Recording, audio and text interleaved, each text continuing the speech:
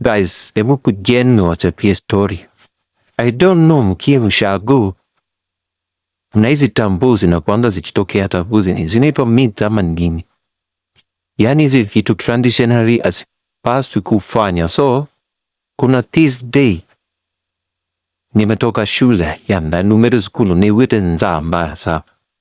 Najuanga ile time unatoka shule the unakuanga uko njaa. Yani wite mazala mapu wipika pundomba punguse kwanza bala milikala kindu imanda leo. So nikafika nyumbani. Hata kuna kutoa uniform. Mugubo na janagu. Nikaingia kitchen wara ndani. Kuingia kwa kitchen ndani. Nikapata githeri kwa sufuria. Juzi yesiliani himani. Nyanboyaka nikaleleka mumbo. Mumbo ni ile kiti ya mingukata. Ikona kanini hapa chibi na kaa around. Tumingutatu tumeshikilia. Mimi nimekiseti na sufuria yangu na kijiko.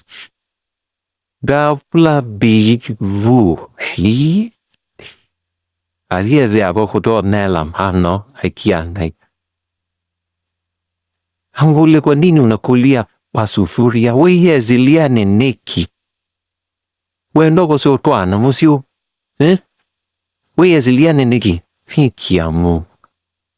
Kumwambia kwani bibi analetwa na sufuria? Manone kiwe hivi ni gobi. Na honiwe manona njezizo wala thia indie. Ezilia ndeze abalukileba. Nebe ile mobadumie uniho.